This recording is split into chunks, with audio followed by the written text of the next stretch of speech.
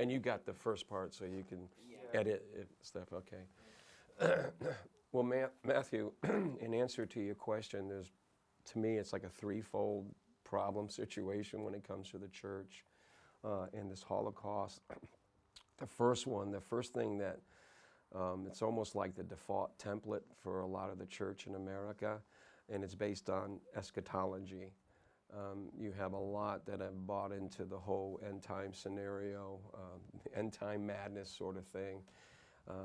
And they have a philosophy: why polish brass in a sinking ship? Why rearrange furniture in a burning house?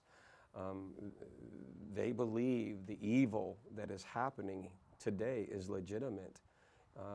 In fact, their mentality is the more evil it gets, the better off the church is. I mean, that's.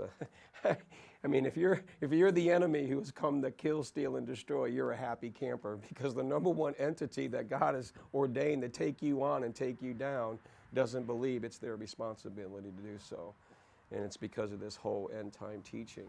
You know, it's just taking the fight out of the Church of Jesus Christ. And when I've challenged pastors in the churches to get involved in the battle, this is the kind of answers they would give me, and.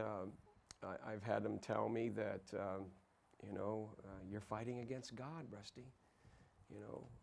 Your desire to end this Holocaust, your desire to end the homosexual agenda that's sodomizing our sons and daughters, don't you get it? This is written. It has to happen. You're fighting against God. And I've even had some pastors tell me that I was worse than abortion because I kind of touched their sacred cow. And so, eschatology plays a huge, important role why the church will not fight the battle today. The other one is pietism, where John MacArthur is a perfect example. I mean, he's just gone through a major transformation, but for 50 years, he taught the evangelical church, ignore law, ignore government, ignore politics. It's just about Jesus. It's just spiritual. It's just the, personal salvation and things of this nature. Well, now that tyranny is raising his ugly head, he's had to change his message. And now law, government, and politics is really important.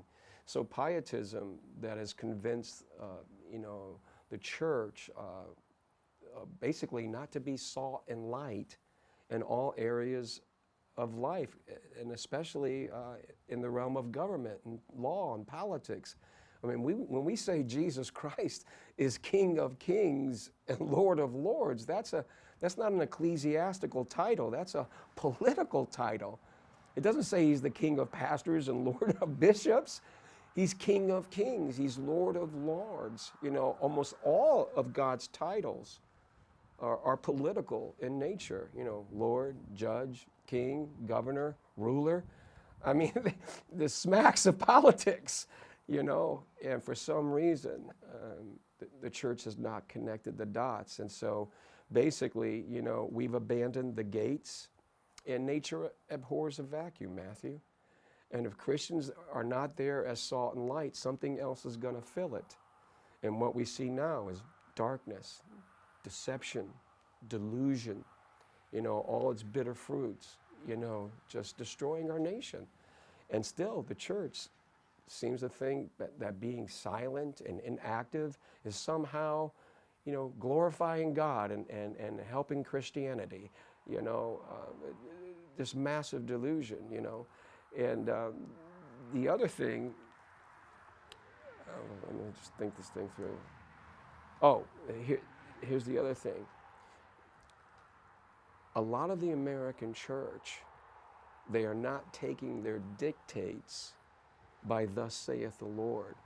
They're taking a lot of cues from this corrupt American culture. It's almost like they're asking the culture, how should we do church?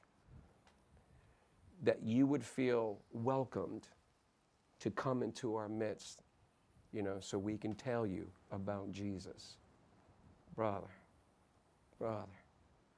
like what a disaster. What a disaster. This corrupt death culture.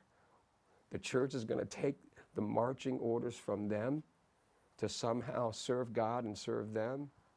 Brother, it's just been a disaster. And truly what we need right now is men of God, pastors and elders that are going to be faithful to the Lord, faithful to his word, and impress his truth upon men that they do not escape the reality of the gospel of the kingdom, to the saving of their souls and also to the discipleship of this nation. And this is what we must clearly understand.